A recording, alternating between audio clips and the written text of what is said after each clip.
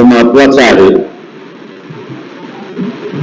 बरं का, त्यांचं नाव टेस्टिंग फाईल मध्ये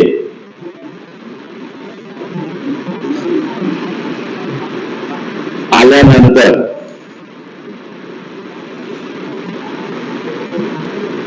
त्यांचं पंतप्रधानापदी बसणं योग्य नाही. देशाला धोका आहे. देशाचं सार्वभौम हे धोक्यात आलेली आहे. भारतीय अर्थव्यवस्था सुद्धा धोक्यात आलेली आहे आणि त्यांचं नाव टेस्टिंग फाईल मध्ये आल्यानंतर उलट सुलट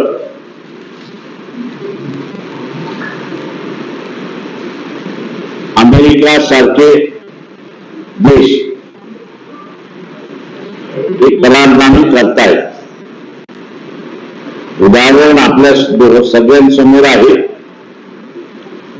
रशियाकडून आपल्याला याच्या अगोदर कच्चं तेल स्वस्तात मिळत होतं. अमेरिकेने सांगितलं घ्यायचं नाही. मुजरा मोदीने ते घेणं बंद केलं. आखाती देशाच्या युद्धाने पेट्रोल डिझेलचा तुटवडा झाला, गॅसचा तुटवडा झाला. अमेरिकेचे राष्ट्राध्यक्ष डोनाल्ड ट्रम्प यांनी फतवा काढला की 30 दिवसाची मुदत आम्ही देतोय तुम्हाला विकत घेण्याची रशियाकडून कच्चं तेल. आणि मुसलांनी पुन्हा रशियाकडून विकत घ्यायला लागली अशी परिस्थिती आहे. सार्वभौम जे आहे ते सगळं संपले. अमेरिका जे सांगेल ते आपण असं करतो. राफेल सारखी विमानं जी आपण असताना घेतली त्याची किंमत दुप्पट आपण दिली. पण सिंधूरच्या युद्धामध्ये ही विमानं आंदोलन झालेली आपल्याला दिसतात. त्याचा जो काही सोर्स कोड होता तो फ्रान्सने दिला नाही आणि म्हणून त्याची बघण्याची जी दृष्टी होती ती कमी झाली. येणारं काही आहे हे त्याला दिसलं नाही आणि म्हणून सिटिंग डक हा जो इंग्रजी शब्द आहे ते झालं, काढण्यात आली. आणि पुन्हा आपण बघत असाल की तेच राफेल भारताने पुन्हा विकत घेतली. कशासाठी घेतली कोणाला खुलासा नाही. आमचा आरोप आहे की मुजरा मोदीने विकत घेतली याचं कारण टेस्टिंग फाईल मध्ये तो नाव आलेलं आहे, ते जगजाहीर आहे. पण टेस्टिंगचे असणारे धंदे हे सुद्धा तेवढेच महत्वाचे आहेत. लहान मुलं आणि मुली यांच्याशी जे क्रूर वागणूक आणि व्यक्तींची नावं त्याच्यामध्ये आलेली आहेत.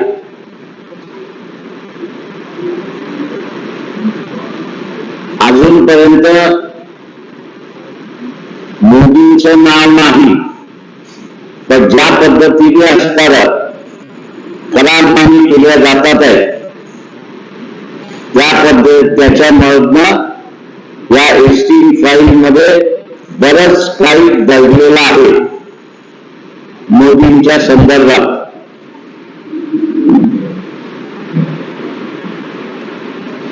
आणि म्हणून मोदींना ब्लॅकमेल करणं हे सोपं झालंय अशी परिस्थिती आहे. 5 महिन्यापूर्वी 6 महिन्यापूर्वी शेतकऱ्यांची बाजारपेठ ही जगातल्या शेतकऱ्याला खुली केली जाणार नाही. आणि करारनाम्यामध्ये आपण असं पाहिलं तर अमेरिकेचं ऍग्रिकल्चर प्रॉडक्ट हे 0 टॅरिफ मिळेल आणि भारतातून जो माल जाईल त्याला 18% टॅरिफ लागेल अशी परिस्थिती आहे.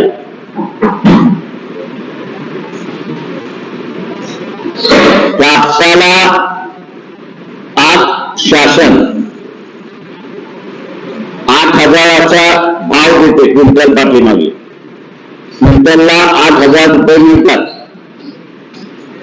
पुढच्या वर्षी अमेरिकेतला कापूस हा 6,000ला येईल.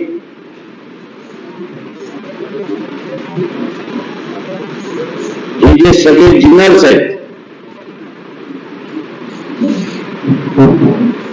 आणि त्याच्याच बरोबर ह्या ज्या स्पिनिंग मिल्स आहेत यांचं गठबंधन होणार. स्पिनिंग मिल कापूस आयात करणार, जिनरकडून ते जिनिंग करून घेणार आणि स्वस्त असल्यामुळे सीसीआयला पूर्णपणे नुकसानात टाकण्याचा कारभार सुरुवात झाला अशी परिस्थिती आहे. नुसता कापसाच्या शेतकऱ्याचं नाही तर धानाचा शेतकरी जो आहे त्याची सुद्धा तीच अवस्था आहे. गव्हाचा शेतकरी आहे त्याची सुद्धा तीच आहे. कडधान्याचा शेतकरी जो आहे तीच त्याची परिस्थिती त्या ठिकाणी राहणार. त्याच्यामुळे शेतकऱ्यांचं उद्ध्वस्त होणं याला जबाबदार भारतीय जनता पक्ष, RSS हे 2 प्रामुख्याने आहेत. फक्त ग्रामीण भागातल्या लोकांचं नुकसान होईल असं नाही, तर शहरी भागामध्ये हा जो नोकरदार वर्ग आहे या नोकरदार वर्गाला सुद्धा प्रचंड मोठा फटका बसणार आहे अशी परिस्थिती आहे. आज परदेशी बँकाला भारतामध्ये त्यांचा व्यवहार सुरुवात करायचा असेल तर रिझर्व्ह बँक ऑफ इंडियाची परमिशन घ्यावी लागते.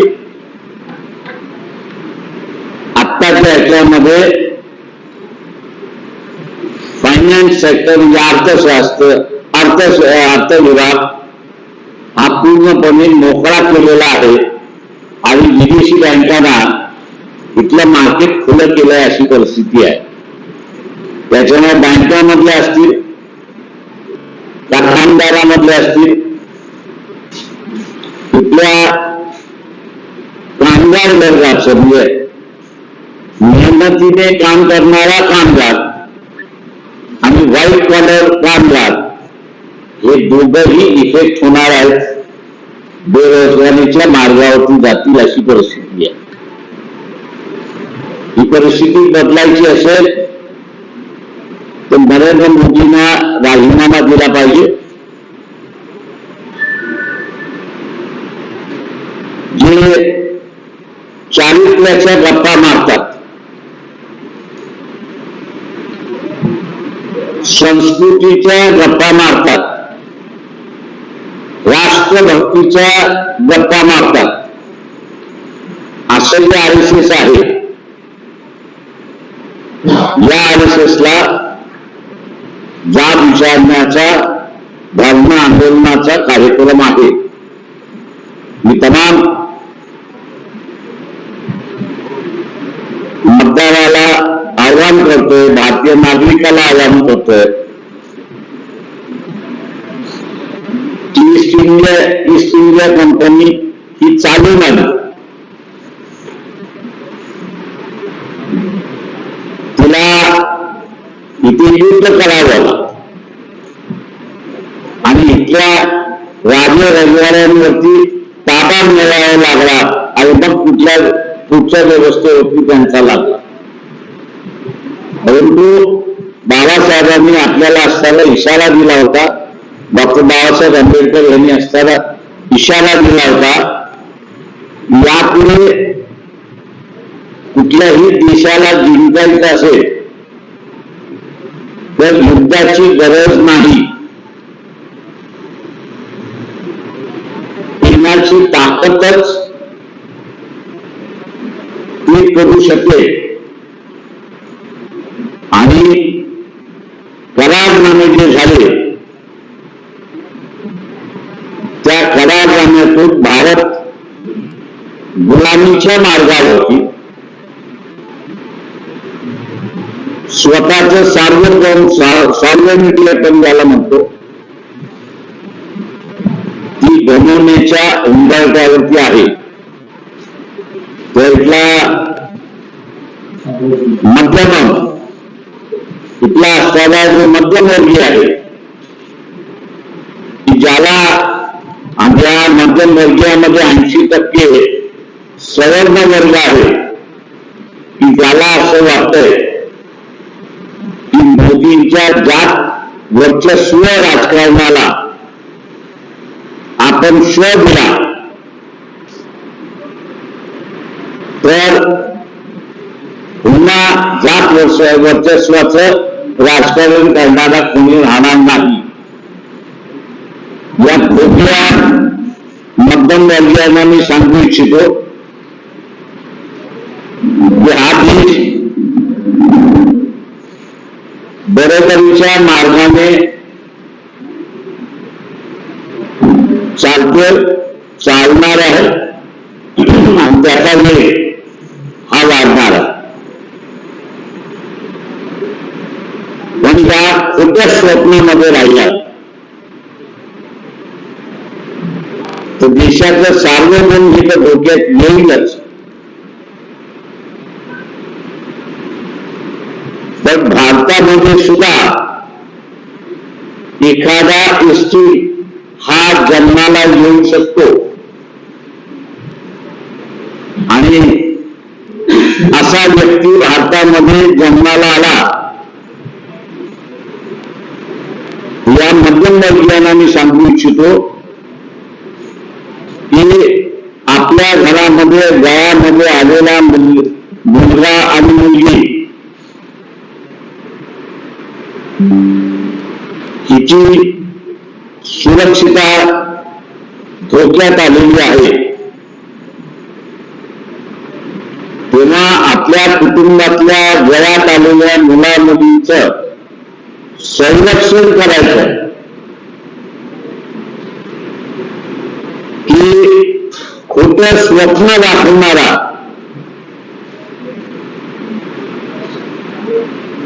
मुजरा मुली याच्या जात वर्चस्वाच्या राजकारणी धोरणामधलं फॉरेन पॉलिसी मधलं जे धोरण आहे त्याला कारणीभूत आहे असं मी त्या ठिकाणी मानतो. आज कोणीतरी सांगावं की हे सरकार इराणच्या बाजूने आहे,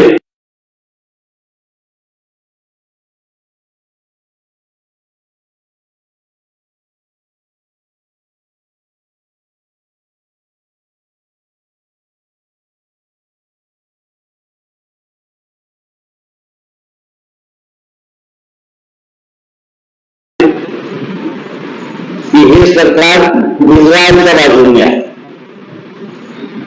आणि मग नरेगा पिंजरा या भूमिकेचा फटका हा भारतातल्या सामान्य माणसावरती बसतोय.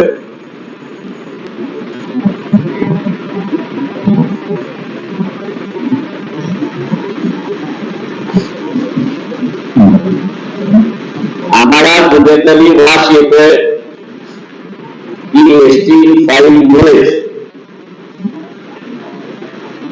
इराण जे आपल्या बरोबर नेहमीच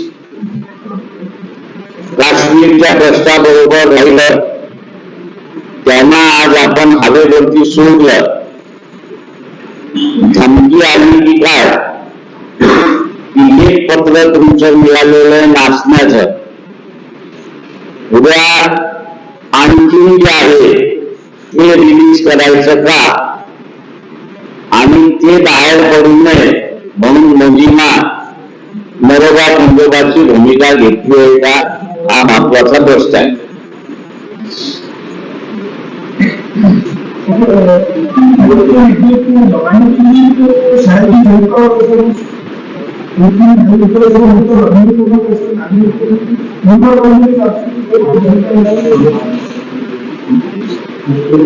हो सकता है.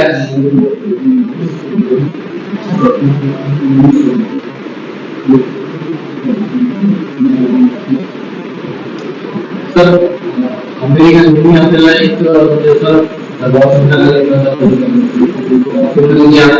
दबावाखाली तुम्ही असताना त्याचे गुलाम झालेला. काय दबाव कसला,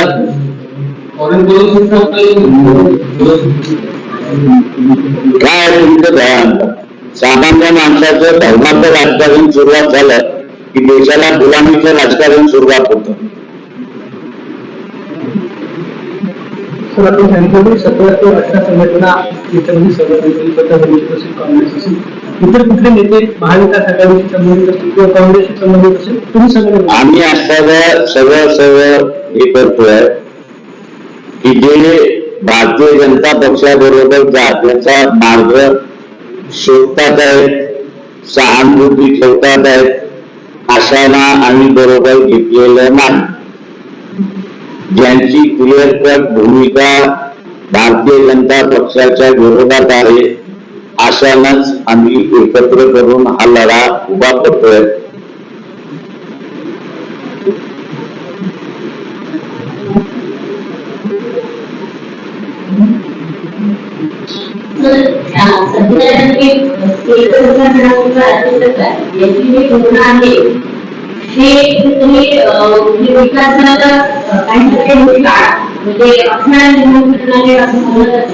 परंतु विरोधकांकडून किंवा विरोधातले लोक आहेत त्यांच्याकडून प्रतिक्रिया मिळत असलेली असं वाटते. आता हे गोष्ट तुम्ही त्यांना विचारा, मी त्याचं उत्तर नाही देऊ शकत.